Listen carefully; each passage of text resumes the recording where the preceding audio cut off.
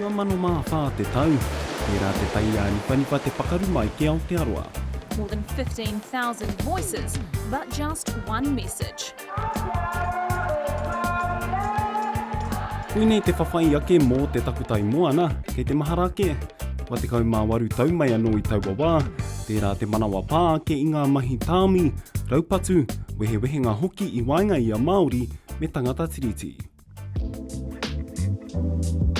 Koe te primia I Tauwawa, ko tana rōpū reipa te kāwanatanga, engari tuatahi ake kia hoki whakamuri tātou.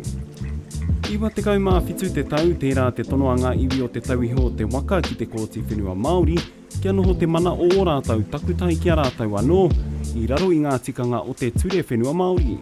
I whakahengia te tono e te kōti teitei. Engari no te taurua mano mā toru ka whakae te kōti pīra ki te tono.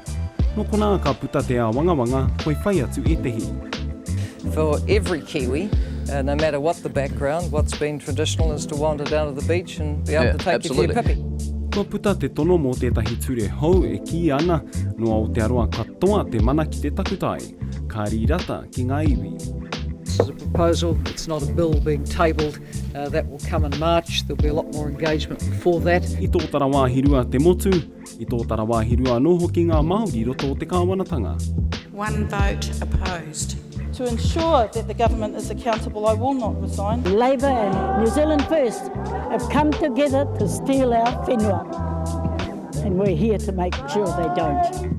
Ko tai anō ki te hīkoinui. Koinei te whakakotahitanga o ngā iwi Māori mai te hiku ki te pane, whakawhitu I te moana o Raukawa ki te Waipounamu. I ka pahi mai ki te tuku I te reo porotehi mai te rerenga wairua ki mua I te aroaro o Pāremata. Hine ki atu I te kaumārima mano tāngata, engari ko tahi ana ke te kōrero. These are the tears of our ancestors supporting us. I puta te karanga, I rongohia e tāri ana tūria, koenei te whānau tanga mai o te rōpū tōranga pū Māori. I'm excited. I'm excited because I believe that the time is right for our people to be taking their future into their own hands. Aha koa te porotehi me te aranga mai o te rōpū hou, ka whakaturea te pire takutai moana. Ko te hua, no te karauna te mana ki te takutai, engari ka tāia tonu e Māori te tono mo te kaitiakitanga o etahi wāhi. Te kauma ono tau ki mua, he nui tonu ngā tono a ngā iwi ki o rātau takutai moana. Ua mano te kau mā iwa ko ngā te porau te tuatahi kia whai mana ki ona takutai moana.